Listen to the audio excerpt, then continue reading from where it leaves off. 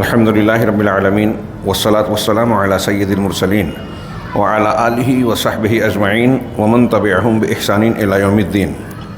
اعوذ باللہ من الشیطان الرجیم. بسم اللہ الرحمن الرحیم. ان الصلاة کانت علی المؤمنین کتابا موقوتا. محترم حاضرین، دروس مہمہ یعنی مسلمانوں کے لیے اہم اسباق، اس کتاب کے سلسلہ وار درس میں گزشتہ دروس میں ہم نے ایمان کی بنیادوں کو، قرآن کی بعض صورتوں کے بعد ایمان کی بنیاد اصل الاصول کلمہ لا الہ الا اللہ اور اس کے بعد دوسری شہادت اور گواہی محمد رسول اللہ سے متعلق معنی، مفہوم، تقاضے، شرائط، ان کی کچھ تفصیل پڑھی. اب اس کے بعد دین کی اس بنیاد کے بعد ایک مسلمان پر جو چیز لاگو یا فرض ہوتی ہے، اور جب ہر مسلمان پر کوئی چیز فرض ہے تو ہر مسلمان کے لیے اس کا سیکھنا اور جاننا بھی لازم ہے. یہ بالکل بدیہی بات ہے، ظاہری بات ہے کہ اگر اللہ رب العالمین نے آپ سے، ہم سے، مرد اور خواتین سے، سب سے کہا کہ نماز قائم کرو اور نماز کی اقامت ہم پر فرض ہے، تو جو چیز فرض ہے اس کا سیکھنا اور جاننا بھی خود بخود فرض ہو گیا. چنانچہ یہ کتاب اسی تناظر میں لکھی گئی ہے کہ ہر مسلمان کے لیے جن باتوں کو جاننا ضروری ہے، دین کی موٹی بنیادی باتوں کو، ان کا تذکرہ کیا جائے اور سیکھا سکھایا جائے. اللہ رب العالمین ہمیں اخلاص عطا فرمائے.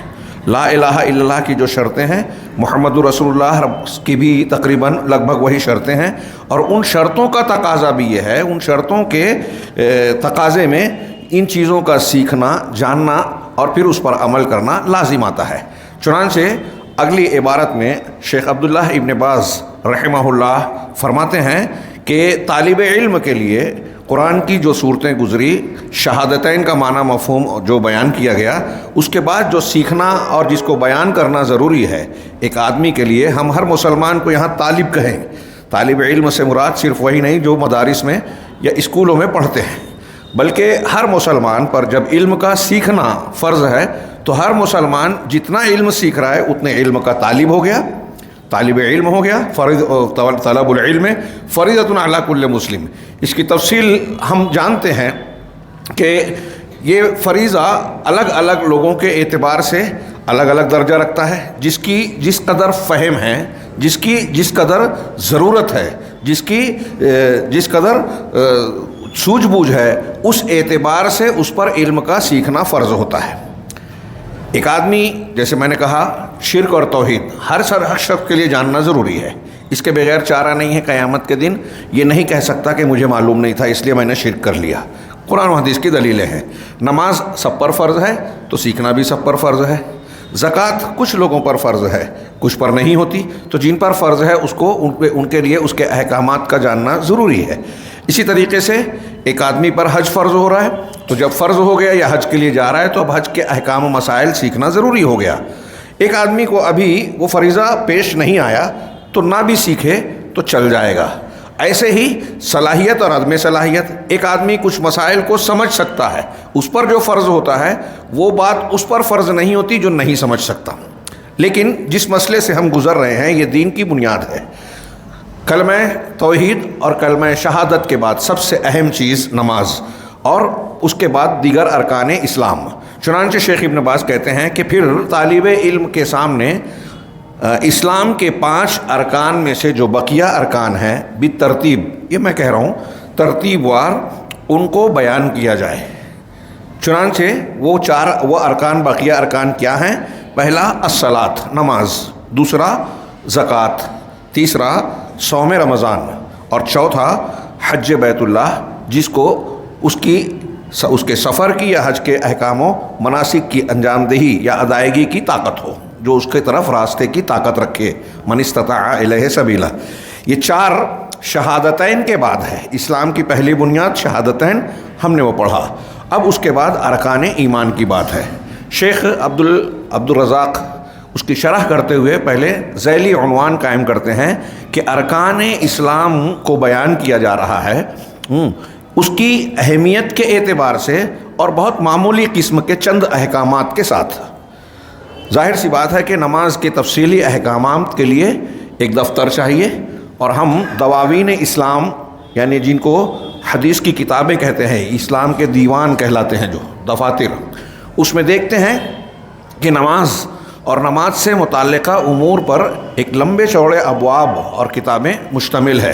اس کی شرائط میں طہارت کا باب آ جاتا ہے، ستر پوشی کا، لباس کا باب آ جاتا ہے، شرائط کا، اور پھر تقاضوں کا، پھر اس کے فرائض، اس کے سنن، مستحبات، نماز کے اوقات، اس کی رکعات اور دیگر بہت سارے امور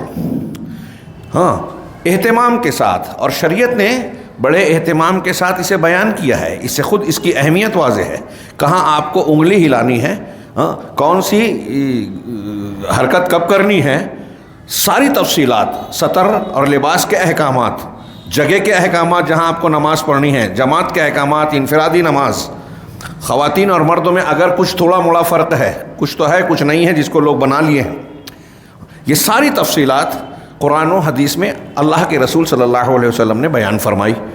یہ خود اس کی اہمیت کو بتاتی ہے۔ چنانچہ یہاں شیخ نے کہا کہ نماز کی کچھ تفصیل اور اس کی اہمیت کے ساتھ کچھ احکامات کا ذکر کریں۔ چنانچہ شیخ کہتے ہیں فالصلاۃ ہی الرکن الثانی من ارکان الاسلام، چنانچہ نماز ارکان اسلام میں سے رکن، جس کے اوپر عمارت کی بنیاد کھڑی ہوتی ہے۔ رکن اگر رکن نہیں ہے تو عمارت یا اس کی اصل ڈھا جائے گی، ختم ہو جائے گی۔ ارکان اسلام میں سے دوسرا اہم رکن، دوسرا رکن نماز ہے۔ پہلا رکن شہادتین تھا، یہ دوسرا رکن ہے، اور اس سے یہ بھی پتہ چلا کہ لا الہ الا اللہ محمد رسول اللہ کے بعد شریعت اسلامیہ میں سب سے اہمیت کی چیز نماز ہے۔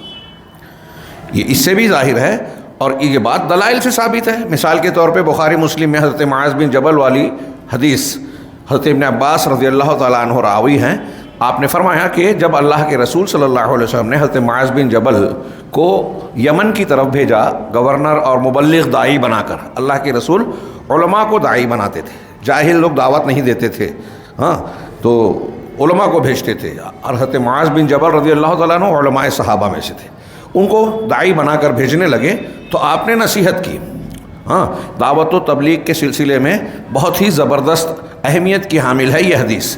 چنانچہ اللہ کے رسول نے فرمایا کہ انک تأتی قوما من اہل الکتاب فلیکن اول ما تدعوہم الیہ شہادۃ لا الہ الا اللہ وانی رسول اللہ، کہ تم اہل کتاب کے ایک قوم کے پاس جا رہے ہو، ان کے پاس پہنچ رہے ہو، لہذا اہل کتاب کے پاس جب جاؤ گے تو سب سے پہلی چیز جس کی دعوت تم ان کو دو گے وہ یہ ہے کہ اللہ کے سوا کوئی معبود برحق نہیں ہے۔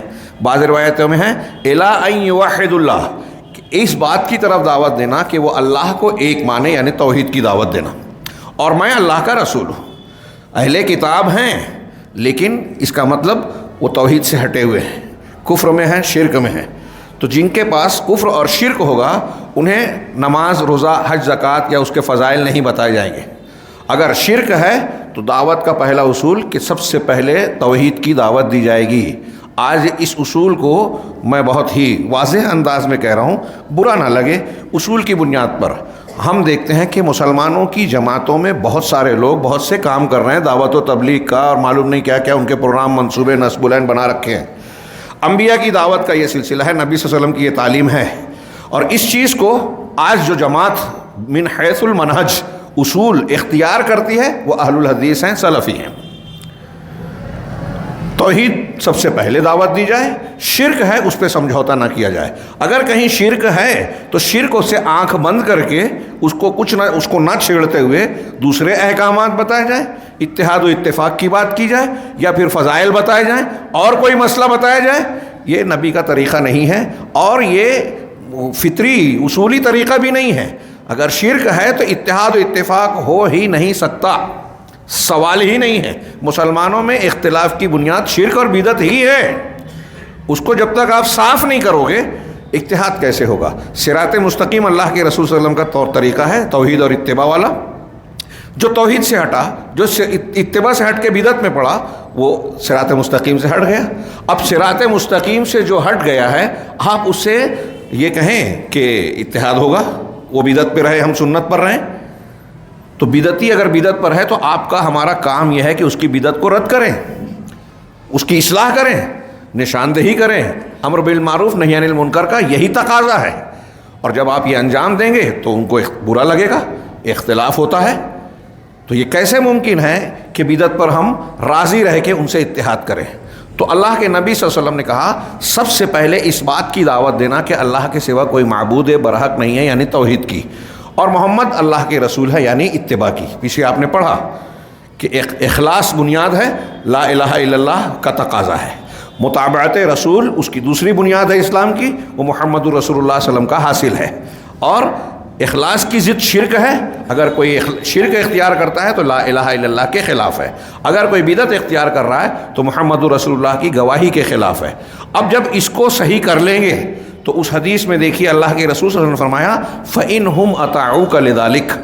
حضرت معاذ بن جبل رضی اللہ عنہ کہہ رہے ہیں کہ اگر وہ قوم جس کے پاس تم جا رہے ہو، اہل کتاب، اگر وہ تمہاری بات اس معاملے میں مان لے، یعنی توحید و رسالت کو قبول کر لیں، لا الہ الا اللہ محمد رسول اللہ کی گواہی دے دیں، تو پھر اللہ کے رسول نے کہا فَأَعْلِمْهُمْ أَنَّ اللَّهَ افْتَرَضَ عَلَيْهِمْ 5 صَلَوَاتٍ فِي كُلِّ يَوْمٍ وَلَيْلَةٍ، تو پھر انہیں یہ بتانا، فَأَخْبِرْهُمْ فَأَعْلِمْهُمْ، انہیں بتانا کہ اللہ نے دن اور رات میں ان پر 5 وقت کی نمازیں فرض کی ہیں۔ غور فرمایا آپ نے، اللہ کے نبی صلی اللہ علیہ وسلم کی اس حدیث سے یہ پتہ چل رہا ہے کہ دعوت جب دی جائے گی تو سب سے اہم چیز کی سب سے پہلے دعوت دی جائے گی، اور سب سے اہم توحید ہے، توحید کے بعد رسالت ہے۔ اس کو جب مان لیں گے تو ان دونوں کے ماننے کے بعد سب سے اہم دین کے سارے احکامات میں، فرائض میں سب سے اہم نماز ہے۔ یہ اللہ کے رسول صلی اللہ علیہ وسلم دوسرے نمبر پر ذکر کر رہے ہیں کہ انہیں بتانا کہ دن اور رات میں اللہ تبارک و تعالیٰ نے 5 وقت کی نمازیں فرض کی ہیں۔ شیخ محمد بن عبدالوہاب رحمہ اللہ نے اس حدیث سے متعدد مسائل نکالے۔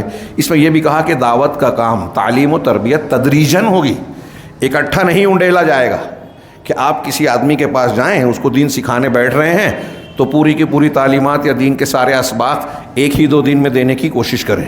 یہ دروس اور یہ نصاب تعلیم یا تعلیم کا سلسلہ اسی وجہ سے تھوڑا تھوڑا کیا جاتا ہے تاکہ ذہن نشین ہو۔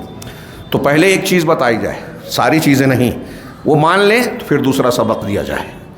پہلے کون سی چیز دی جائے گی؟ سب سے اہم، اور سب سے اہم توحید و رسالت ہے۔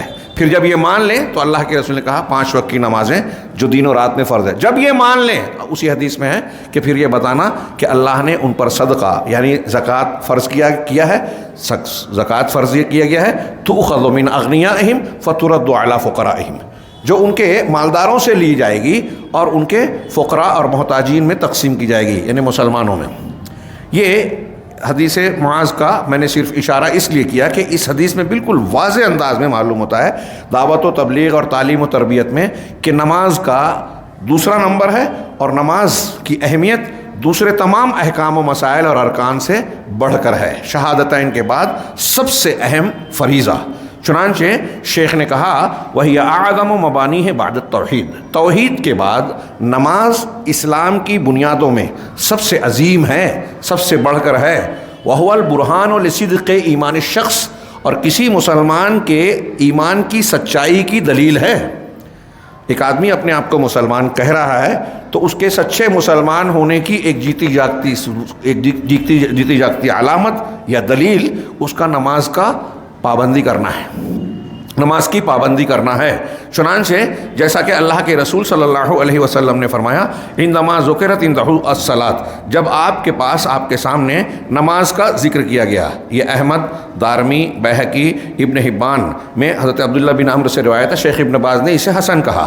اللہ کے رسول صلی اللہ علیہ وسلم نے فرمایا من حافظ علیہا، جو شخص نماز پر کی محافظت کرے، اس کی حفاظت پابندی کے ساتھ، اس کا خیال کر کے جو اس کی محافظت کرے گا، کانت لہو نورا و برہانا و نجات یوم القیامہ، یہ اس کے لیے نور ہوگی، نور روشنی جس کے ذریعے سے چیزیں صحیح صاف نظر آتی ہے۔ اندھیرا ہو جائے تو آدمی کو گڑھا اور سیدھا راستہ سمجھ میں نہیں آتا، راستہ اور پگڈنڈی یا پھر کیچڑ کھڈا نظر نہیں آتا. تو نماز نور ہے، انسان کو روشنی دیتی ہے، صحیح راستے پہ چلنے کا مادہ پیدا کرتی ہے گویا، اور اس کو گویا شعور عطا کرتی ہے. وہ برہان، اور برہان ہے یعنی دلیل ہے. آگے کہہ رہے ہیں کہ اس ایمان کے آدمی کی ایمان کی سچائی کی دلیل ہے، برہان ہے، واضح نشانی ہے. اس کا الٹا معنی یہ ہوا کہ جو نماز نہیں پڑھتا وہ اپنے مسلمان ہونے کی دلیل نہیں رکھتا، اس کے پاس اس بات کی دلیل نہیں ہے کہ وہ مسلمان ہے. آگے اس کی بحث آئے گی. وَنِجَاتً يَوْمَ الْقِيَامَةِ، اور یہ قیامت کے دن نجات کا ذریعہ ہے. الٹا معنی یہ ہے کہ جو نماز نہیں پڑھتا قیامت کے دن اس کی نجات کا مسئلہ ہو سکتا ہے اور ہوگا. چنانچہ وَمَن لَّمْ يُحَافِظْ عَلَيْهَا، اور جو شخص اس کی محافظت نہیں کرتا نماز کی، لم یکن لہ نور ولا برہان ولا نجات، اس کے لیے نہ نور ہوگا، نہ برہان ہے، اور نہ ہی نجات اور بچاؤ کا معاملہ ہوگا. وکان یوم القیامت مع قارون وفرعون وہامان وابی بن خلف، اور وہ قیامت کے دن قارون، فرعون، حامان اور ابی بن خلف کے ساتھ ہوگا. بعض علماء نے اس پر بحث کی. علامہ ابن قیم نے غالباً ذکر کیا ہے کہ یہ بے نمازی کے لیے، صلاۃ نہ پڑھنے والے یا پابندی نہ کرنے والے کے لیے، یہ جو اللہ کے رسول صلی اللہ علیہ وسلم نے وعید بیان کی کہ وہ فرعون، قارون، حامان اور ابی بن خلف کے ساتھ ہوگا، یہ مشہور نام ہیں. انبیاء کے مقابل میں کفر کے سرداروں میں سے کچھ نام ہے یہ، تو ان کے ساتھ ہوگا. وہ کتنی بڑی وعید ہے. ہاں، ہم مسلمان ہیں، ہماری خواہش یہ ہونا چاہیے کہ نجات پائیں، اور ہمارا حشر قیامت کے دن جناب محمد رسول اللہ صلی اللہ علیہ وسلم اور آپ کے متبعین، ایمان رکھنے والے نیک صالح لوگوں، اللہ کے اولیاء کے ساتھ ہو. اور یہ کون ہیں؟ دشمنان دین، دشمنان رسول. قارون تو کیا مناسبت ہے؟ ایک اختصار کے ساتھ ذکر کروں کہ علامہ ابن قیم کہتے ہیں کہ دیکھیے، قارون کو اللہ نے خوب دولت سے نوازا، بڑا مالدار. تو اب اگر کوئی شخص دنیا میں ایسا ہے کہ نماز چھوڑ رہا ہے، تو کیوں چھوڑ رہا ہے؟ اس کے نماز چھوڑنے کی وجہ یہ ہو کہ بہت مالدار ہے، امیر ہے، اپنے دولت اور پیسے کے تکبر میں اسے نماز کے لیے فرصت نہیں مل رہی ہے، یا وہ اپنے آپ کو اس سے بالا تر سمجھ رہا ہے کہ کیا میں مسجد میں جاؤں، کیا نماز پڑھوں بار بار. ہاں، تو وہ اپنی دولت کے نشے میں اللہ کو یاد نہیں کرتا، اللہ کا حق ادا نہیں کرتا، نماز نہیں پڑھتا. تو جو ایسا ہے وہ قارون کے ساتھ ہوگا. وہ فرعون جسے حکومت اور طاقت ملی تھی، اب کوئی حکومت اور اقتدار کے نشے میں ہے. فرعون بہت اونچائی پہ تھا. ہاں، ہمارے ہاں کوئی چھوٹے سے بھی اقتدار پہ ہے اور اس اقتدار کے نشے میں وہ اپنے آپ کو سمجھتا ہے کہ میں دوسروں سے برتر ہوں، تکبر آ گیا، فرعونیت آ گئی. ہاں، کہ لوگ میری سنیں، میں لوگوں کی کیوں سنوں. فرعون نے کہا تھا میں رب اعلیٰ ہوں. ہاں، اس کو جیسی طاقت ملی ہے ویسے وہ چاہتا ہے کہ میری بات لوگ مانیں، میں جو کہوں وہ قبول کریں. میں اپنے آپ کو بڑا سمجھتا ہے. تو جو شخص فرعون کے جیسا ہے، حکومت، قیادت، اقتدار کے نشے میں چور ہو کر نماز نہیں پڑھتا، اللہ کے حق کو نہیں پہچانتا اور اس کے حق کو ادا نہیں کرتا، وہ فرعون کے ساتھ ہوگا. حکومت والا آدمی، کوئی اقتدار والا ہے، حاکم ہے. تیسرا، حامان، یہ وزیر تھا. تو کوئی وزیر ہو، سیاست داں ہو، یا کوئی امیر کبیر بادشاہ یا حاکم کا ماتحت رہنے کی وجہ سے اس کو یہ محسوس ہوتا ہو کہ میں تو اتنا بڑا سرکاری آفیسر ہوں اور ایسا پوسٹ پر ہوں، سرکاری ملازمت میں ہوں، اپنی پوسٹ اور نوکری کے چکر میں وہ نماز نہیں پڑھتا، اس میں مشغول رہتا ہے اور اپنے آپ کو سمجھتا ہے کہ یہ زیادہ اہم ہے. تو ایسا شخص حامان کے ساتھ ہوگا. حامان فرعون کا وزیر تھا. ہاں، اور کہتے ہیں ابی بن خلف یہ تاجر آدمی تھا، پیسہ کمانے والا. تو کوئی شخص تاجر ہے، اپنے کمانے دمانے میں، اب وہ ملازم ہے، تاجر ہے، پیسہ کمانے کے چکر میں وہ شخص جو ہے نماز نہیں پڑھتا، تو وہ ابی بن خلف کے ساتھ ہوگا. یہ الگ الگ کیٹیگری ان کی ہے جنہوں نے اپنی حیثیت کی بنیاد پر اللہ رب العالمین کو قبول نہیں کیا یا دین کو اختیار نہیں کیا، اللہ کے حق کو اور اللہ کو نہیں پہچانا، تو اسلام قبول ہی نہیں کیا. ایسے لوگوں کے ساتھ بے نمازی کا حشر ہوگا. اللہ ہم سب کو اس سے بچائے. چنانچہ اس حدیث کو پیش کرنے کے بعد شیخ نے کہا فالصلاۃ برہان، چنانچہ نماز برہان ہے، صلاۃ برہان ہے یعنی دلیل ہے، یعنی شاہد و دلیل علی صدق ایمان الشخص، یعنی آدمی کے ایمان کی سچائی پر شاہد، گواہ اور دلیل ہے. یہ ثبوت ہے کہ وہ شخص مسلمان ہے۔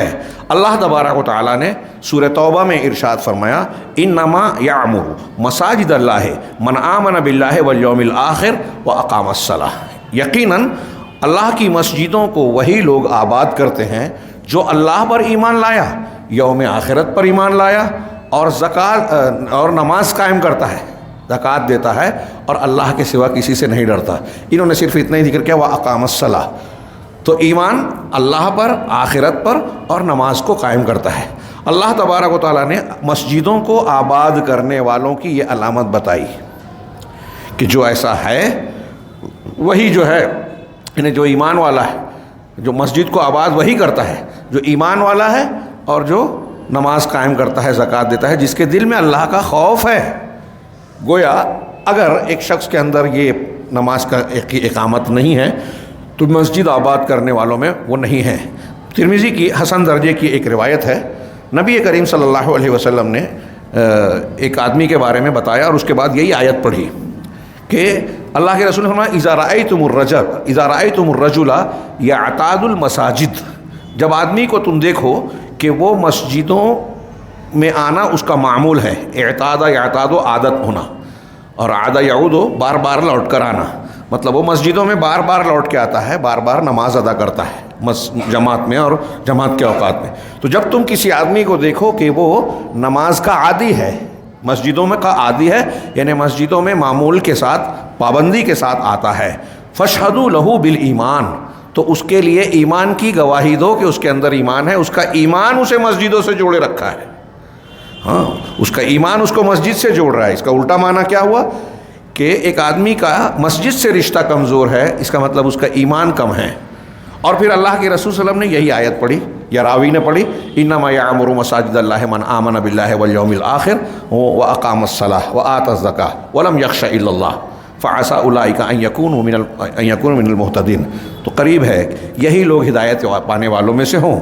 کہہ رہے ہیں اسی طریقے سے حدیثوں میں نبی کریم صلی اللہ علیہ وسلم سے نماز کی اہمیت کے بہت سی روایتیں ہیں، یہاں صرف ایک روایت کا شیخ نے ذکر کیا، العہد الذی بیننا و بینہم الصلاۃ فمن ترکہا فقد کفر، کہ وہ عہد و پیمان جو ہمارے اور ان کے درمیان ہے، یعنی کافروں کے درمیان۔ بعض دوسری روایت میں ہے کہ جو ہمارے اور ان کے درمیان فرق کرنے والی چیز حد ہے، وہ کافر کے اور ہمارے درمیان، ہاں، بین الرجل و بین الکفر ترک الصلاۃ، یہ ایک حدیث ہے۔ اور یہاں ہے کہ وہ عہد و پیمان جو ہمارے اور ان کے بیچ ہے وہ نماز ہے، چنانچہ جس نے اس کو ترک کیا اس نے کفر کیا۔ اب اس پر ایک لمبی چوڑی بحث کی جا سکتی ہے۔ گویا سب سے پہلی بات کہ کافروں میں اور مسلمانوں میں یہ عہد اور فرق کرنے والی چیز قرار دے، مطلب ایک مسلمان اور کافر کے اندر حد فاصل، مانع، رکاوٹ، دونوں کے درمیان فرق کرنے والی چیز نماز ہے۔ اس کا مطلب اگر کوئی شخص نماز نہیں پڑھ رہا ہے تو اپنے اور کافروں کے بیچ کے فرق کرنے والی، الگ کرنے والی چیز کو اس نے ختم کر دیا، اب وہ دونوں گھل مل گئے، دونوں کے درمیان کوئی حد فاصل بچی ہی نہیں۔ تو نماز ہے جو دونوں کے درمیان تفریق کرتی ہے، دونوں کو الگ کرتی ہے۔ اب حدیث میں بھی ہے کہ اس نے کفر کیا، اور دوسری روایتیں من ترک الصلاۃ متعمدا فقد کفر، جس نے جان بوجھ کر نماز چھوڑی اس نے کفر کیا۔ تو اس پر اہل علم نے بڑی بحث کی ہے کہ کیا یہ کفر حقیقی ہے، یعنی نماز کو چھوڑنے والا اسلام سے خارج ہو جائے گا؟ تو ایک پہلو تو یہ ہے کہ اگر کوئی شخص نماز کی فرضیت کو نہیں مانتا، یہ کہتا ہے کہ میں نماز کو فرض مانتا ہی نہیں، تو وہ بالاتفاق بلا کسی اختلاف کے تمام مسلمان علماء کے نزدیک سلف و خلف میں وہ کافر ہو جائے گا، اسلام سے باہر ہو جائے گا۔ دوسرا وہ شخص جو سستی، کاہلی اور غفلت کی بنیاد پر نماز ترک کرتا ہے۔ اب اس میں بھی لوگوں نے دو کیٹیگری کی کہ کچھ پڑھتا ہے کچھ چھوڑتا ہے، اور ایک ہے کہ چھوڑتا ہے، جیسے جمعہ پڑھ لیا، مستقل چھوڑ رہا ہے 5 وقت کی نماز مثال کے طور پہ۔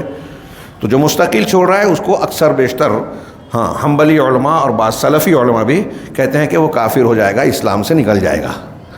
بعض لوگ اس میں اور اس میں فرق کرتے ہیں کہ ایک انکار کرنے والا الگ ہے، ایک شخص انکار نہیں کرتا لیکن وہ نماز سستی، کاہلی کی وجہ سے پابندی نہیں کرتا، پڑھتا نہیں ہے، تو یہ کفر تو ہے لیکن یہ کفر عملی ہے، یہ کفر کا وہ درجہ نہیں ہے کہ اسلام سے خارج ہو جائے۔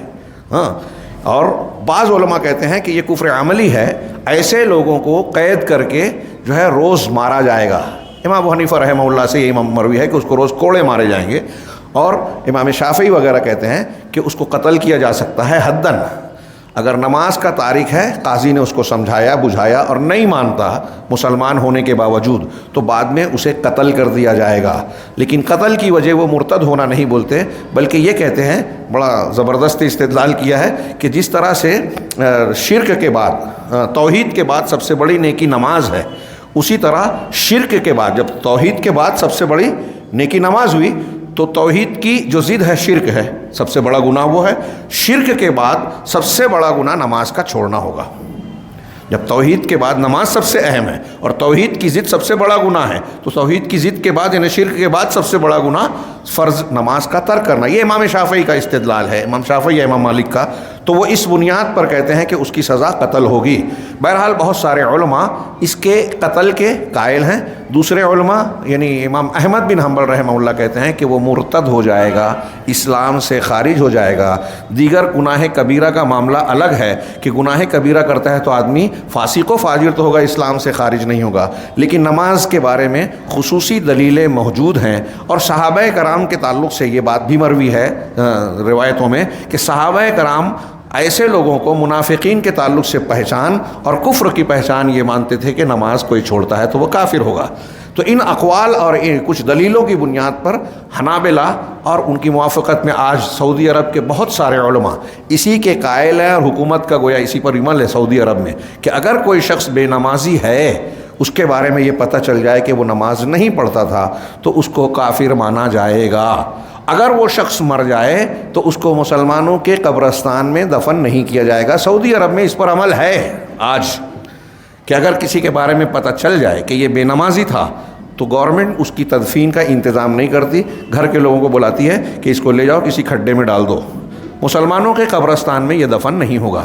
اہل علم نے کہا کہ ایسے شخص سے ایک مسلمان خاتون اگر بیاہی گئی ہے تو اسے طلاق لے لینا چاہیے، خلا لے لینا چاہیے، ذمہ دار کو، ولی کو اس سے الگ کر دینا چاہیے۔ ہمارے ہاں کھانے، نمک، ادرک، لہسن اور دوسری فالتو غیر ضروری چیزوں پر طلاق ہوتا ہے، خلا ہوتے ہیں، نماز کے بارے میں نہیں ہوتا ہے، ہونا چاہیے اس پر۔ ہونے لگے گا تو ہمارے ہاں بے نمازی کوئی نہیں بچے گا، ہاں، کہ بے نمازی کے ساتھ ہماری بچی رہے، پھر اس کے بعد جو ہے ان کے بچے جو پیدا ہوں گے تو وہ بے دین رہیں گے، ہاں، ان کی جو ہے آدمی کو ڈرنا چاہیے کہ بے نمازی گھر میں اللہ کا عذاب اور نحوست یا بے برکتی رہنا ہی رہنا ہے، دیگر کتنے بھی دولت ہو، دوسری چیزیں ہوں۔ یہ دین کی بنیاد ہے، پہچان ہے، یہ برہان ہے۔ حدیث نے کہا کہ یہ ایک آدمی کے مسلمان ہونے کی پہچان ہے۔ اب جب یہی پہچان نہیں ہے تو اس کو کیسے برداشت کرتے ہیں؟ ہمارے ہاں پتہ نہیں کون کون سی چیزیں دیکھی جاتی ہے، لیکن اس چیز کو نہیں دیکھا جاتا۔ ہاں، بے نمازی ہے چل جائے گا، شرابی ہے چل جائے گا، جواری دولت والا ہے نا، سرکاری نوکری والا ہے، اور اگر امام مسجد ہے، مولوی ہے تو نہیں چلے گا، نمازی ہے، دیندار ہے، توحید والا ہے، دولت نہیں ہے، ہاں، تو کویا آپ کے نزدیک، ہمارے نزدیک، ہم منہ سے نہ بولیں، زبان سے نہ بولیں، ہمارا عمل بولتا ہے کہ ہم کس بات کو ترجیح دیتے ہیں، دین کو یا دنیا کو، ہاں، اور جب اس بنیاد کو، دنیا کو ترجیح دے کے ہم معاملات کرتے ہیں اور پریشانیاں، مصیبتیں، تکالیف جب آتی ہیں، اللہ کا عذاب مختلف شکلوں میں رونما ہوتا ہے تو ہم روتے ہیں، پریشان رہتے ہیں۔ جب ہم نے دین پر عمل ہی نہیں کیا تو اچھے نتائج کی امید، لوگ شکایت کرنے لگتے ہیں کہ ہم ایسے ہیں، اللہ رب العالمین کی تقدیر ہمارے تعلق سے ایسے کیسے ہے۔ غور نہیں کرتے، جائزہ نہیں لیتے اپنے آپ کا کہ ہمارے اعمال کے نتائج بھی ہو سکتے ہیں۔ سلف کا یہی طریقہ تھا۔ تو بہرحال نماز کی یہ بڑی عظیم الشان حیثیت ہے، اور یہ بات تو طے ہے کہ آپ اس کو یہ اسلام سے خارج والا ہونے والا کفر بھی نہ بھی مانے تو کفر تو ہے، کفر عملی یا کم درجے کا کفر، ہاں، جو حدیث کہہ رہی ہے۔ میں نے جیسا کہ کہا کہ علماء کی ایک جماعت یہی کہتی ہے، اور آج آپ دیکھیں گے کہ بعض علماء نے بہت زبردست دلائل دیے ہیں اس بات پر کہ اگر ایک آدمی پابند برابر نماز کا تارک ہے تو وہ مسلمان نہیں ہے، اسلام سے خارج ہو جاتا۔ ہاں، جمہور علماء یہ کہتے ہیں کہ کبیرہ گناہوں کی طرح اس کا بھی شمار ہوگا، فاسق و فاجر ہوگا، اگرچہ اسلام سے خارج نہیں ہوگا۔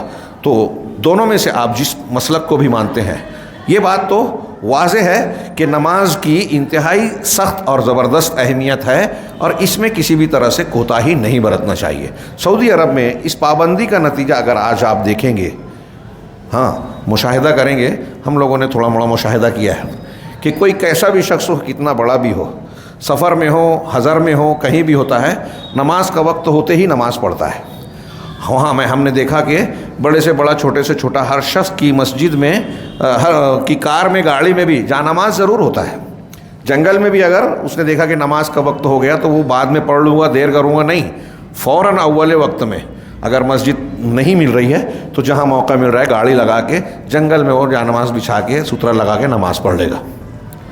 وہاں ہر پیٹرول پمپ کے ساتھ مسجد ہوتی ہے، اور نماز کی زبردست پابندی آپ وہاں دیکھیں گے، پائیں گے۔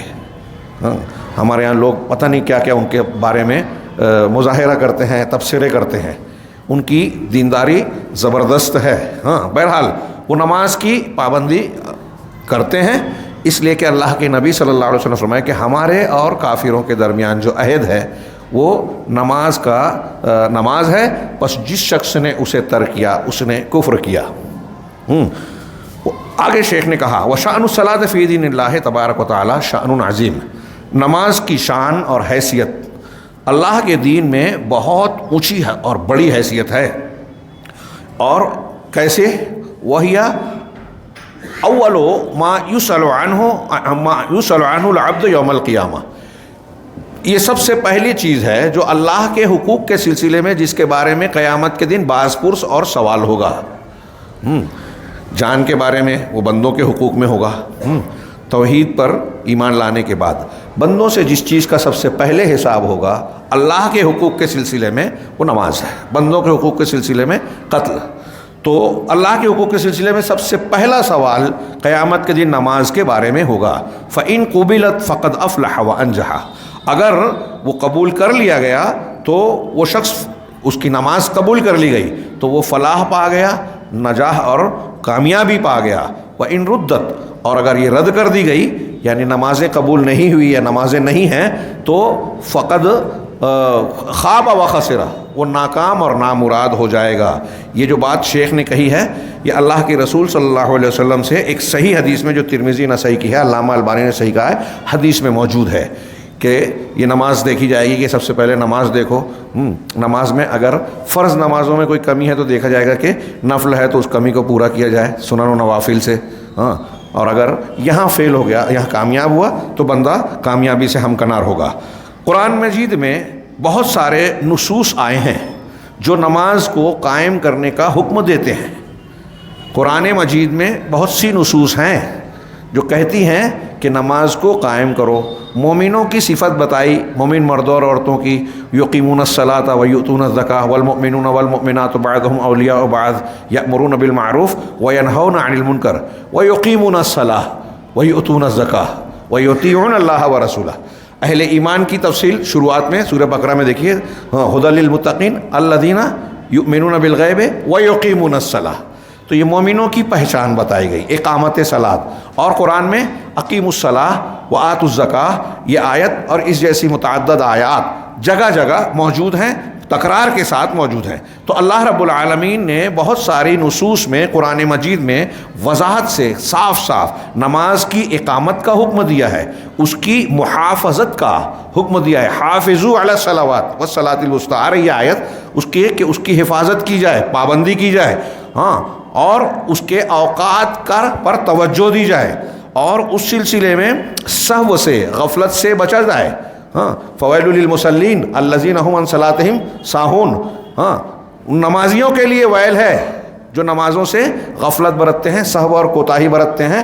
تو سوچئے کہ نماز پڑھنے والے سہو برت رہے تو ان کے لیے ویل ہے، جو سرے سے نماز نہیں پڑھتے ان کے لیے کیا ہوگا، وہ تو اور زیادہ سنگین گناہ ہوا۔ والتفریط فیہا، اور اللہ نے منع کیا ہے کہ اس میں کوتاہی کی جائے، واضاعتہا، اور اس کو ضائع کیا جائے۔ یہ جو جملے بیان کیے اب اس پہ چند دلیلیں دی ہیں آگے نماز کے متعلق، یہ چند احکامات۔ اللہ مثال کے طور پہ ان احکامات میں سے، قرآن کی آیات میں سے چند آیتوں کو نقل کیا۔ اللہ رب العالمین نے فرمایا حافظوا علی الصلوات والصلاۃ الوسطیٰ وقوموا للہ قانتین، کہ نمازوں کی محافظت کرو، اچھی طریقے سے اس کی حفاظت۔ حفاظت میں کیا معنی آتا ہے؟ یعنی اس پر توجہ ہونی چاہیے، اس پر آپ اس کو لائٹلی نہ لیں، دیکھا جائے گا، پڑھ لیں گے بعد میں۔ اگر آپ کا مزاج اس طرح ہے تو نماز کی محافظت آپ نہیں کر رہے ہیں. محافظت آپ کو فکر ہونی چاہیے. ہاں وقت وقت جیسے ہی آیا فوراً پڑھ لی جائے. ہاں وقت نکل نہ جائے, دیر نہ کی جائے, بلا وجہ کوتاہی نہ کیا جائے. اگر کوئی شرعی عذر ہے تو الگ بات. ہاں تو نمازوں کی حفاظت کرو. والصلاۃ الوسطیٰ, اور درمیان والی نماز.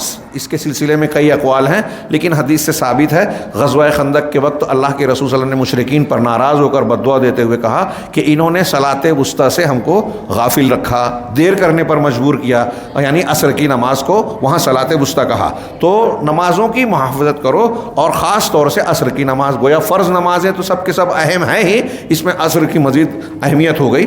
وقوموا للہ قانتین, اور فرما برداری کرتے ہوئے, ہاں ادب و لحاظ سے فرما برداری کرتے ہوئے قنوت کے ساتھ اللہ کے لیے کھڑے ہو جاؤ, یعنی اللہ کے لیے قیام کرو. تو قیام نماز کا ایک رکن ہے, اس لیے کہ نماز کی جگہ یہاں قوموا کہا گیا. بہرحال اللہ کے لیے فرما بردار بن کر کھڑے ہوتے رہو. اسی طرح اللہ نے فرمایا وَأَقِيمُوا الصَّلَاةَ وَآتُوا الزَّكَاةَ, نماز قائم کرو اور زکوٰۃ دو. یہاں اہل علم نے یہ بھی بیان کیا کہ اقیمو, اللہ کے رسول یہاں یہ نہیں کہا صلوا الصلوات, نماز پڑھو, یہ کہا گیا نمازوں کو قائم کرو. اور اقامت صلاۃ میں یہ سارے معنی داخل ہیں جو بیان کیا گیا کہ اس کے شروط کی, اس کے احکام کی, اس کے اوقات کی پابندی کی جائے, اس کی محافظت کی جائے. ہاں اس کے دیگر سنن و نوافل اور متعلقہ امور کا بھرپور جتنا آپ لحاظ رکھ سکتے ہیں لحاظ رکھیں. ہاں فی اکثر موضع من کتاب اللہ, اللہ کی کتاب سے متعدد مقامات پر یہ جملہ کہا وَأَقِيمُوا الصَّلَاةَ وَآتُوا الزَّكَاةَ. اسی طرح اللہ کا فرمان ہے ان الصلاۃ کانت علی المؤمنین کتابا موقوتا, یقیناً نماز مومنوں پر متعین وقتوں پر فرض ہے, طے شدہ وقت پر فرض ہے. اب یہ دیکھیے میں تفصیل میں نہیں جا رہا ہوں, ایک ایک آیت کے سلسلے میں ضمنی طور سے تفصیلات میں جا سکتے ہیں. مقرر اوقات میں نماز فرض ہے. اب اگر آپ ایک وقت کی نماز دوسرے وقت میں پڑھتے ہیں تو پھر یہ گویا اللہ رب العالمین نے جو وقت مقرر کیا ہے آپ اس کو ضائع کر رہے ہو, غیر ضروری بنا رہے ہو. نبی کریم صلی اللہ علیہ وسلم پر 5 وقت کی باقاعدہ نماز معراج میں فرض ہوئی, اس سے پہلے بھی فرض تھی لیکن تفصیل کے ساتھ معراج میں ہوئی, اس تفصیل میں نہیں جاتا. اور روایتوں میں ہے کہ معراج سے جس روز آپ جب لوٹے دوسرے ہی دن حضرت جبرائیل علیہ الصلاۃ والسلام تشریف لائے اور آپ کو 5 وقت کی نماز جماعت سے پڑھائی حضرت جبرائیل نے اپنی امامت میں. حضرت جبرائیل امام ہیں اور آپ اللہ کے رسول مقتدی. اب اس کے بعد آپ دوسرے پہلے دن اول وقت میں پڑھایا, اور اس کی تفصیل ہے کہ غلس میں فجر کی نماز طلوع صبح صادق ہوا ویسے ہی, ہاں, اور جیسے ہی زوال ہوا اس وقت ظہر کی نماز پڑھائی. سورج جب 1 مثل پر پہنچا ویسے ہی عصر پڑھا دی, ہر چیز اس کے برابر ہو جائے اپنے جسامت کے. غروب آفتاب کے بعد فوراً مغرب پڑھائی, اور پھر شفق کے غائب ہونے کے بعد عشاء پڑھائی. پھر دوسرے دن یہی 5 نمازیں, ہاں, تھوڑا سا دیر کر کے پڑھائی, اسفار ہوتے ہوتے فجر پڑھائی, ظہر کی نماز کچھ تاخیر سے پڑھائی. ہاں اس میں تفصیل ہے, ایک ہر چیز کا سایہ مثل ہونے سے پہلے تک, اور ہر چیز کا سایہ 2 مثل ہو جائے اس وقت عصر کی پڑھائی. ہاں مغرب کی پہلے وقت کے بس وہی اسی وقت میں پڑھائی, گویا اس کا وقت مؤثر زیادہ نہیں ہے. ہاں اور اس کے بعد جو ہے عشاء کی نماز نصف لیل یا ثلث لیل تک پڑھائی, ثلث لیل غالباً حدیث میں. اور اس کے بعد حضرت جبرائیل نے کہا الوقت بین ہذین, کہ نماز کے اوقات ان دونوں کے درمیان ہے جو ہم نے پہلے دن اور دوسرے دن پڑھی, یہ ہر نماز کا وقت ہے. غور کیجئے, اللہ تبارک و تعالیٰ نے حضرت جبرائیل کو بھیج کر پریکٹیکل کر کے بتوایا. یہاں ایک بات اور بھی ملحوظ کیجئے کہ جبرائیل علیہ الصلاۃ والسلام جب وقت بتا رہے ہیں تو نماز پریکٹیکل پڑھانے کی کیا ضرورت پیش آئی, مطلب نماز کا طریقہ بھی بتایا. تو جو نماز نبی کریم صلی اللہ علیہ وسلم نے پڑھی وہ جبرائیل علیہ السلام نے بتائی, پڑھ کر بتائی, اور جو حضرت جبرائیل علیہ السلام نے بتائی وہ اللہ نے بتائی.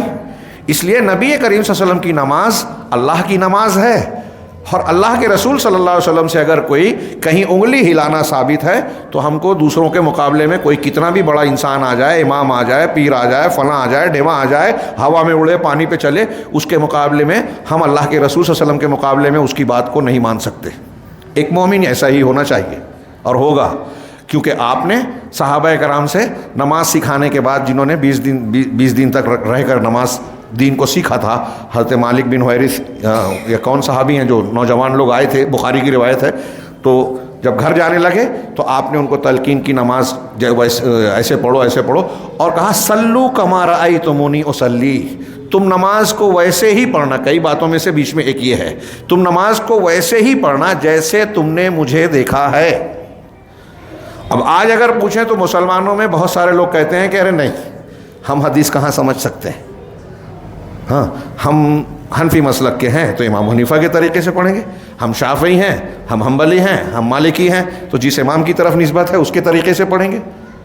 حدیث نہیں سمجھ سکتے، امام حنیفہ کی کتاب سمجھ سکتے ہیں، فقہ سمجھ سکتے ہیں، نہیں، ہم نہیں سمجھتے ہمارے علماء۔ تو جب علماء ہیں تو عالم لوگ کیسے نہیں سمجھ سکتے حدیث کو؟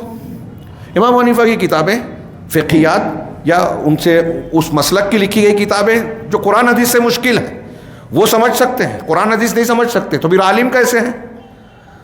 اگر وہ قرآن حدیث نہیں سمجھ سکتے تو عالم نہیں ہیں۔ مقلد بولتے ہیں نا کہ ہم عالم نہیں ہیں، تو آپ عالم نہیں ہیں تو ان سے پوچھو ہی مت جو عالم نہیں ہیں۔ عالم کون ہے؟ جو قرآن حدیث پڑھتے پڑھاتے ہیں، ان سے پوچھو۔ جاہل سے پوچھنے کی تعلیم نہیں دی گئی ہے، فَاسْأَلُوا أَهْلَ الذِّكْرِ إِن كُنتُمْ لَا تَعْلَمُونَ، ان سے پوچھو، اہل ذکر ہیں اگر تم نہیں جانتے۔ اور یہ کہنا کہ ہم نہیں سمجھ سکتے، بعض خفیف یا دقیق مسائل کے بارے میں یہ کہا جا سکتا ہے کہ قرآن و حدیث کی یہ بات، جیسے وراثت کا یہ مسئلہ ہے، سود بیاج کا، یا پھر نماز میں سجدہ سہو کے سلسلے میں یہ کنڈیشن ہو جائے، وہ کنڈیشن ہو جائے، ایسا ہو جائے تو کیا کرنا چاہیے، وہاں علماء بھی چکرا سکتے ہیں بعض کنڈیشنوں میں۔ تو جو چیز دقت والی ہے اس کو سمجھ لیا، لیکن اب اللہ کے رسول صلی اللہ علیہ وسلم کی، حضرت عبداللہ ابن عمر کی، بخاری، مسلم، ترمذی، ابن ماجہ، ابو داؤد، حدیث کی جتنی کتابیں ہیں، شاید کوئی حدیث کی کتاب ایسی نہیں ہوگی جس میں یہ حدیث نہ ہو کہ اللہ کے رسول صلی اللہ علیہ وسلم، حضرت ابن عمر کہتے ہیں کہ اللہ کے رسول صلی اللہ علیہ وسلم تکبیر تحریمہ کے وقت اپنے دونوں ہاتھوں کو کانوں کے برابر اٹھاتے، پھر رکوع میں جاتے وقت، پھر رکوع سے اٹھتے وقت ویسے ہی اٹھاتے، اور ان دونوں ہاتھوں کو سجدوں کے درمیان نہیں اٹھاتے۔ اس کا عربی ورژن پڑھیے، ترجمہ پڑھیے، اور جس زبان میں آپ کسی سے بات چیت کرتے ہیں اس میں ترجمہ کیجئے۔ ہم یہاں اردو میں بولتے ہیں، میں نے ابھی ترجمہ کیا یا مفہوم بتایا، اور دنیا کے کسی بھی جاہل سے جاہل آدمی کو لائیے اور پوچھئے کہ میں نے یہ بتایا کہ اللہ کے رسول ایسے ایسے کرتے تھے، کیا نہیں سمجھ میں آیا؟ اس میں حدیث سمجھ میں نہیں آئی۔ اور اگر ایک حنفی عالم کہہ رہا ہے کہ نہیں ہمارے امام نہیں کرتے تھے، ہم نہیں کریں گے، وہ سمجھ میں آ گیا، حدیث سمجھ میں نہیں آئی۔ کتنی سامنے کی بات ہے۔ اب میں یہ بیان کر رہا ہوں، ہمارے حنفی بھائی جب سنیں گے یا ان کی بات پہنچائی جائے گی یہ کلپ کی شکل میں، ڈائچائی کی شکل میں، وہ ناراض ہوں گے، اتنے علماء کو نہیں سمجھتا کیا؟ مجھے موٹی سی بات سمجھائیے، آپ اور ہم مکلف ہیں محمد رسول اللہ کہنے کے بعد کہ رسول اللہ صلی اللہ علیہ وسلم نے جو حکم دیا اس پر عمل کریں، جس سے منع کیا اس سے رک جائیں۔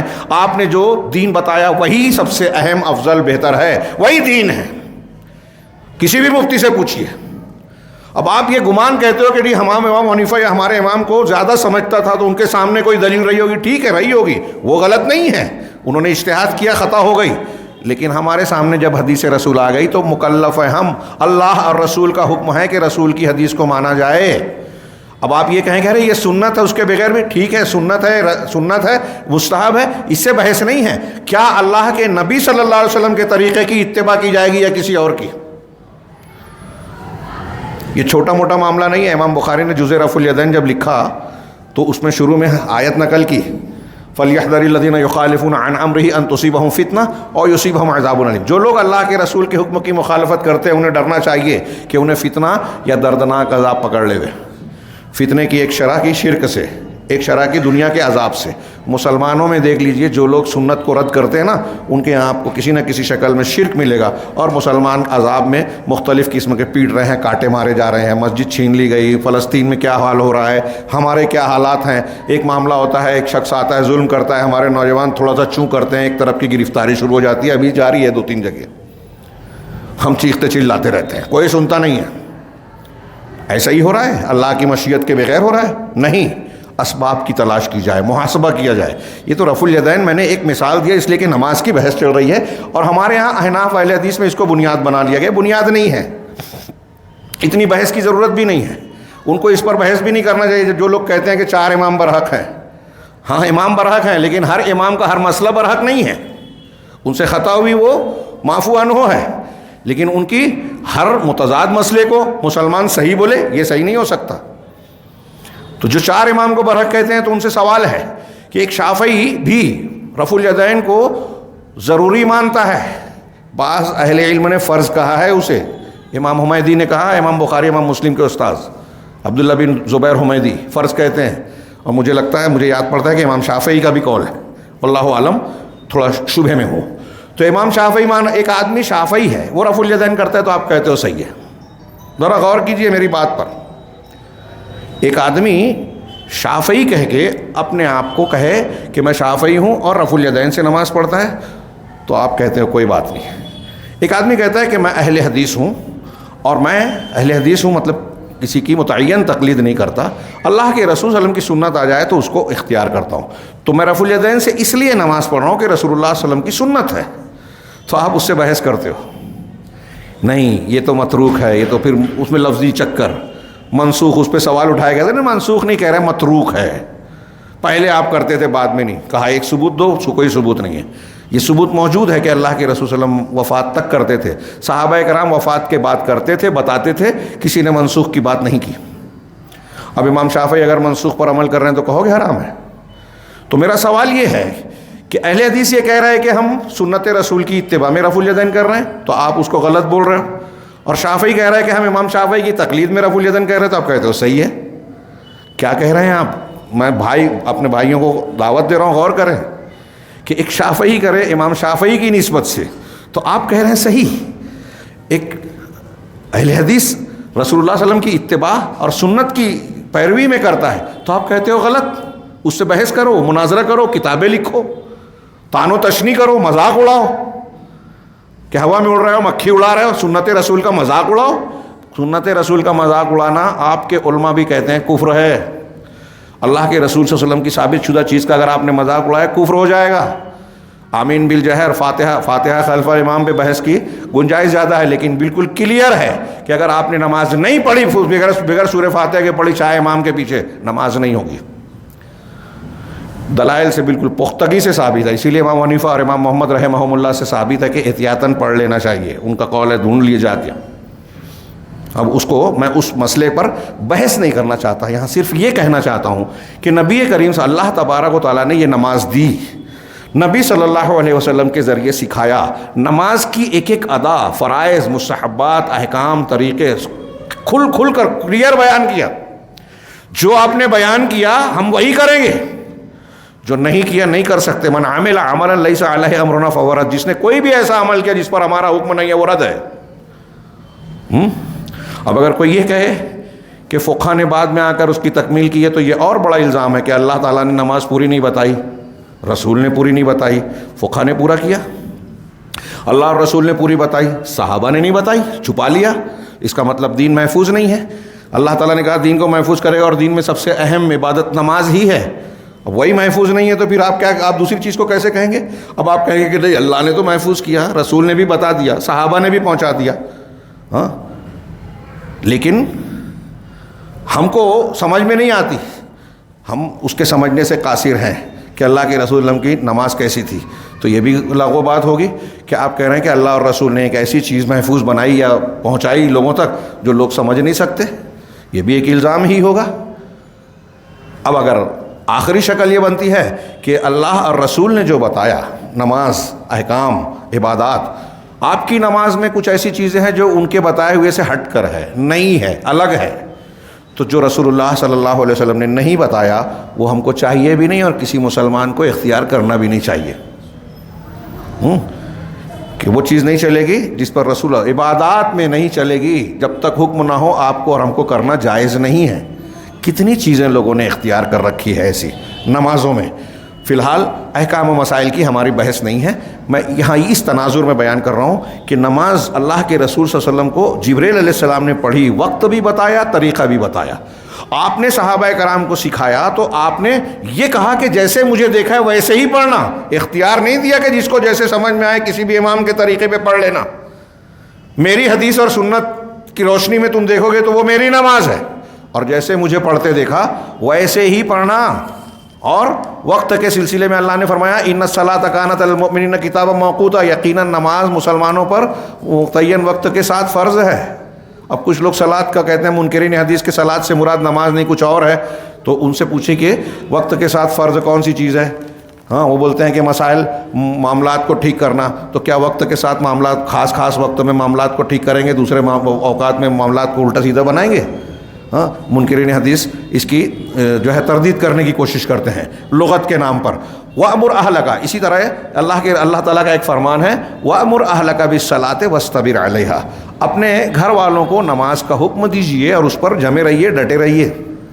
گویا اپنے بچوں کو، اپنے گھر والوں کو نماز کا حکم دینا یہ شرعی فریضہ ہے، ذمہ دار کی ایک ذمہ داری ہے گھر کے ذمہ دار کی، اور یہ تربیت کا ایک بہت بڑا حصہ ہے۔ اس سلسلے میں وضاحت کی حدیث نے کہ اگر آپ فرض نماز کے لیے گھر سے مسجد میں جا رہے ہیں تو آپ کا بچہ 7 سال کا ہو جائے تو نماز کے ساتھ میں لے جائیے مسجد میں، 7 سال کا ہو جائے تو لے جائیے۔ 7 سال میں اس پر فرض اگر نہیں بھی ہوئی ہے، نہیں ہوتی، تو لے جانا ہے۔ کیوں؟ تربیت کے لیے، سکھانے کے لیے، تعلیم کے لیے، عادی بنانے کے لیے، عادت ڈالنے کے لیے۔ یہ ہم کو ایک طریقہ بتایا رسول اللہ، کوئی چیز سکھانی ہے تو عادت ڈلوائیے۔ ہاں 7 سال کی عمر میں لائیے، اور 10 سال کے ہو جائیں تو نہ آنے پر ماریے، سختی کیجیے۔ جب بالغ ہو گیا، اب بڑا ہوگا تو اس کی عادت رہے گی، اب اس کو نماز پڑھنا بھاری نہیں پڑے گا۔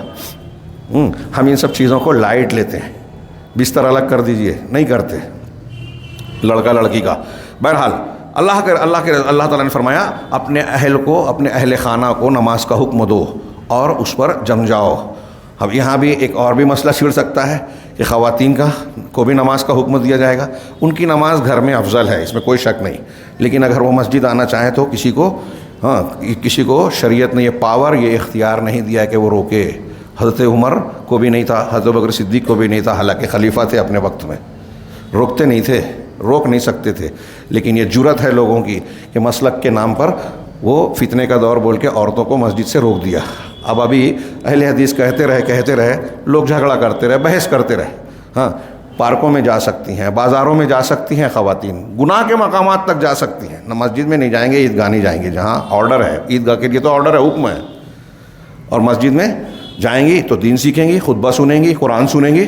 یہاں روک دیا تو ظاہر سی بات ہے جب آپ نے دین سیکھنے کے راستے روک دیے تو وہ دنیا داری اور فضولیات اور بہت سارے، آپ کا موبائل گھر میں ہے تو بہت ساری گندی چیزوں کو سیکھ رہی ہیں، وہ ٹی وی چینلز اور دوسرے ان کو ارتداد کی طرف، دین کی مخالف چیزوں کی طرف لے جا رہی ہیں، ننگے پن اور گندے پن کی طرف لے جا رہی ہیں۔ اب بہت بحث کے بعد جب ابھی کورٹ کی طرف سے معاملہ ہوا، حکومت کی طرف سے، اور لوگوں نے محسوس کیا، تو ہمارے بڑے بزرگان نے، پرسنل لا بورڈ وغیرہ نے کہا کہ ہم نے عورتوں کو منع کب کیا ہے اجازت، اگر کوئی بھیجنا چاہے تو بھیج سکتا ہے۔ اب تک ان کی کتابیں موجود ہیں، دیکھی جا سکتی ہے کہ روکا کس نے تھا۔ عجیب و غریب ہے، کیا یہ بات لوگوں کو حیرت میں نہیں ڈالتی، سوچنے پر مجبور نہیں کرتی، آنکھیں نہیں کھلتی؟ کہہ رہے ہیں وَأْمُرْ أَهْلَكَ بِالصَّلَاةِ وَاسْتَبِرْ عَلَيْهَا۔ فخلف، یہ سورہ طٰہٰ کی آیت تھی۔ سورہ مریم میں اللہ تعالیٰ نے فرمایا فخلف من بعدہم خلف اضاعوا الصلاة واتبعوا الشہوات، چنانچہ اس کے بعد، ان کے بعد کچھ برے جانشین ہوئے، نالائق لوگ جانشین ہوئے، جنہوں نے نمازوں کو ضائع کیا اور شہوتوں کی پیروی کی، خواہشات نفس کے پیچھے چلے۔ نماز کو ضائع کیا، خواہشات نفس کی پیچھے چلے۔ فسوف یلقون غیا، تو عنقریب وہ اپنی گمراہی کے انجام سے دوچار ہوں گے۔ یہ کیلانی صاحب کا ترجمہ ہے، احسان البیان میں اس کا ترجمہ ہے سو ان کا نقصان ان کے آگے آئے گا، نقصان آئے گا۔ نمازوں کو ترک کرنا، شہوتوں کے پیچھے بھاگنا، یہ دو عنوان ہیں، اس کے پیچھے بہت ساری برائیاں آتی ہیں اس کے جلوں میں۔ آج ہمارا سماج اس کی بو بولتی تصویر ہے۔ ایک تو نماز کو ضائع کرتے ہیں اور دوسرے شہوتوں کے پیچھے بھاگ رہے ہیں۔ کچھ لوگ اپنی تسلی کے لیے کچھ نمازیں پڑھتے ہیں، اور جو نمازیں پڑھ رہے ہیں ان میں ایک بڑی تعداد ایسی ہے وہ نماز کو اللہ کے نبی صلی اللہ علیہ وسلم کی طریقے سے نہیں پڑھتے، اور ان میں کچھ چیزوں کی ملاوٹ کر دیتے ہیں، کچھ طریقوں کی ملاوٹ کر دیتے ہیں، کچھ اضافہ کر دیتے ہیں جو اللہ اور رسول اللہ صلی اللہ علیہ وسلم کے دین میں نہیں ہے، وہ فی الحال اس کا موقع نہیں ہے۔ چنانچہ نمازوں کو ضائع کرنے میں سمجھتا ہوں وہ معنی بھی داخل ہے جس میں بدعت و خرافات اختیار کی جائیں، غلط وقت پہ نماز پڑھی جائے، غلط تعداد کو متعین کر کے نماز پڑھی جائے، بدعت ہو جاتی ہے۔ تو وہ بجائے اجر و ثواب کے مصیبت کا باعث ہے بدعت. فسوف یلقون غیا. اسی طرح سورہ مدثر میں اللہ نے فرمایا کہ جہنمیوں سے سوال ہوگا ما سلککم فی سقر، کہ سقر یہ جہنم کی آگ میں تمہیں کس چیز نے ڈالا؟ تو جواب دیں گے قالوا لم نکو من المصلین، ہم نمازیوں میں سے نہیں تھے. آگے اور بھی جواب ہے کہ ہم آیتوں کا مذاق اڑاتے تھے اور کفر کرتے تھے. ہاں وَكُنَّا نَخُوضُ مَعَ الْخَائِضِينَ، اور دوسرے بھی کچھ باتیں بیان کی گئی، لیکن پہلا جملہ جو ان کا ہوگا لم نکو من المصلین، ہم نمازیوں میں سے نہیں تھے. ہاں الی غیر ذالک من الآیات المعظمہ لشان الصلاۃ، اس کے علاوہ اور بھی بہت سی آیتیں جو نماز کی عظمت شان کو بیان کرتی ہیں. کتنی زبردست اور اہم یہ عبادت ہے، اس کا کیا مقام ہے. المبینہ لعظیم مکانتہا و رفیع منزلتہا فی دین اللہ، اور دوسری ایسی نصوص آیتیں ہیں جو دین اللہ کے دین میں نماز کے عظیم مقام اور اونچے مرتبے کو بیان کرتی ہے. وحریم بکل مسلم ان تعظم عنایتہ بہذہ الفریضہ، ہر مسلمان کے لیے لائق ہے، اس کو یہ کرنا چاہیے کہ وہ اس فریضے کی طرف بھرپور توجہ دے جو کہ اس کے اور اس کے رب کے درمیان صلہ اور تعلق ہے. ایسا اہتمام کرے کہ اس کے ارکان، واجبات اور شروط کا بھرپور لحاظ کر کے نماز کو انجام دے. وغیر ذالکم، اور اس کے علاوہ جن احکام و تفصیلات کو قرآن و حدیث نے بیان کیا ہے اس کو سیکھ کر ان کو اپنی نمازوں میں اس پر عمل کرے، مشروع چیزوں کو اختیار کرے. اور سیکھنے کے بعد آج کل جو غیر مشروع چیزیں، غیر مسنون چیزیں اختیار کی گئی ہیں ان سے اپنے آپ کو بچائے، اور انتہائی درجہ خشوع کے ساتھ، احسان کے ساتھ، خشوع اندر کے ایک جذبے کو کہتے ہیں، یعنی دل کا حضور، خوف کے ساتھ. ایک خشوع کا معنی ہے اللہ کے سامنے توجہ کے ساتھ جھک جانا، اس کی فرما برداری کے جذبے سے، تذلل کے ساتھ. اور احسان جو آپ نے پڑھا حدیث جبریل میں کہ تم اس طرح عبادت کرو گویا تم اللہ کو دیکھ رہے ہو، اگر یہ نہیں تو کم از کم اللہ تمہیں دیکھ رہا ہے، یہ احساس ہونا چاہیے. والطمأنینہ، اور اطمینان کے ساتھ. جلدی منافق کی نماز بھاگن دوڑ والی نہیں کہ نہ رکوع ٹھیک سے، نہ سجدے ٹھیک سے، نہ ارکان حمد اور تسبیحات وغیرہ سیدھے سے بیان کی جائیں اور تیزی سے پڑھ لی جائے، ایسے نہیں، بلکہ اطمینان کے ساتھ ظاہر میں بھی اور باطن میں بھی. ظاہر میں بھی آپ کی نماز کی ادائیگی اور اس کے ارکان کی ادائیگی اچھے ڈھنگ سے ہو، اطمینان کے ساتھ ہو، اور باطن میں بھی خشوع خضوع ہو، جذبہ ہو، جھکاؤ ہو. کیوں؟ تاکہ بندہ جو ہے مسلمان اس کا اہتمام کرے گا تو وہ عظیم ثواب کے ذریعے سے کامیابی پائے گا. صحیح مسلم کی ایک روایت سے اس رکن کی بات کو، بحث کو شیخ نے ختم کیا. وہ حدیث ہے صحیح مسلم میں، حضرت عثمان بن عفان رضی اللہ تعالیٰ عنہ روایت کرتے ہیں کہ میں نے رسول اللہ صلی اللہ علیہ وسلم کو کہتے ہوئے سنا، ما من امرئ مسلم تحضرہ صلاۃ مکتوبہ، کوئی بھی مسلمان آدمی ہو جس کے سامنے فرض نماز کا وقت جب آ جائے، فرض نماز کا وقت آ جائے، فیحسن وضوءها، تو وہ اپنے اچھی طرح اس کے وضو کو کرے، اس نماز کے لیے اپنے وضو کو اچھی طرح کرے. وخشوعها، اور خشوع کو اچھے ڈھنگ سے اختیار کرے. ورکوعها، اور اچھے ڈھنگ سے رکوع کرے. 3 چیزوں کا ذکر کیا ہے، وضو، خشوع، رکوع. وضو نماز سے باہر کے لیے نماز کی تیاری اور اس کی شرط ہے، یعنی نماز کی اچھی طریقے سے تیاری اور توجہ ہونی چاہیے. اچھے ڈھنگ سے وضو کریں، وضو جلدی کر کے کچھ چیز دھویا کچھ چھوٹ گئی ایسے نہیں. مطلب آپ جب وضو کر رہے ہیں تو آپ کے عمل سے یہ ظاہر ہونا چاہیے کہ آپ بہت عظیم الشان کام کی تیاری کر رہے ہیں. یہ کوئی غیر نہیں، میرے رب کا حکم ہے، ایک دینی کا فریضہ ہے، میرے اوپر فرض ہے، اس میں کوئی کوتاہی، بے توجہی، غفلت نہیں چلے گی. اچھے ڈھنگ سے وضو کرے. نمبر 1، یہ نماز سے پہلے کی تیاری ہو گئی. اب نماز میں گئے تو 2 چیزوں کا ذکر ہے، ایک خشوع کا اور ایک رکوع کا. خشوع اندر والی چیز ہے، یعنی آپ کے دل کا جذبہ اللہ کی اطاعت، فرما برداری اور ڈر سے بھرپور ہونا چاہیے. یہ خشوع خضوع ہے، عاجزی اس میں ہونا چاہیے، تذلل ہونا چاہیے. اور رکوع یہ ظاہری اعمال میں سے ایک عمل ہے، رکن صلاۃ ہے. وارکعوا مع الراکعین، یعنی آپ کا ظاہری عمل بھی، رکوع بھی اچھے ڈھنگ سے ہو، سجدے بھی اچھے ڈھنگ سے ہو. تو ظاہر اور باطن دونوں عمل ٹھیک ٹھاک اچھے ڈھنگ سے ہو تو ایسی نماز اگر کوئی پڑھے گا، الا تو کیا ہوگا، الا کانت کفارۃ لما قبلھا من الذنوب، الذنوب، تو ایسی نماز اس کے پچھلے گناہوں کے لیے کفارہ ہو جائے گی، ما لم یؤت کبیرہ، جب تک کہ وہ کبیرہ گناہ کا انجام نہ دے، وذالک الدہر کلہ، اور یہ ہمیشہ کے لیے ہے، یعنی کبیرہ گناہوں سے ہٹ کر جو صغیرہ گناہ ہیں وہ معاف ہو جائیں گے۔ یہ مضمون بہت سی دوسری حدیثوں میں بھی ہے۔ ایک صحابی نے ایک خاتون سے بوس و کنار کر لیا، شرمندہ ہوئے، اللہ کے رسول صلی اللہ علیہ وسلم سے آگے کہا، آپ نے نماز پڑھائی، نماز پڑھنے کے بعد سورہ ہود کی آیتیں آئی، اور اس کے بعد جس میں ان الحسنات یذہبن السیئات والی آیت ہے اسے پڑھا اور کہا کہ تو نے جو نماز پڑھی یہ چھوٹا گناہ ہوا، اس سے کفارہ ہو گیا۔ کہا یہ صرف میرے لیے ہے، سب کے لیے؟ کہا سب کے لیے۔ تو کبیرہ جب تک نہ ہو صغیرہ معاف ہوگا۔ تو یہ حدیث ہے۔ ایک حدیث ہے بخاری وغیرہ میں، متفق علیہ بھی ہے الفاظ کے فرق سے، کہ ایک شخص کے گھر کے دروازے پر اگر کوئی نہر بہہ رہی ہے، اللہ کے رسول نے بڑی پیاری تشبیہ دی کہ ایک نہر بہہ رہی ہے اور وہ اس نہر میں روزانہ 5 وقت غسل کرتا ہے، تو کیا اس کے بدن پر میل کچیل گندگی باقی رہے گی؟ نہیں، وہ بالکل صاف شفاف اور صاف ستھرا رہے گا۔ تو یہی مثال اللہ کے رسول نے صلی اللہ علیہ وسلم فرمائی کہ نمازوں کی ہے۔ 5 وقت کا وقت آتا ہے، اگر ایک بندہ مومن 5 وقت کی نماز پورے پابندی کے ساتھ اچھے ڈھنگ سے پڑھتا ہے تو گناہوں کا کوئی اثر اس کے دل میں، اس کی شخصیت میں باقی نہیں رہے گا، وہ صاف شفاف ہو جائے گا۔ یہ اسلام کا دوسرا رکن ہے۔ اس سے متعلق اہمیت و افادیت اور اشارتاً بعض احکام کا تذکرہ کیا گیا۔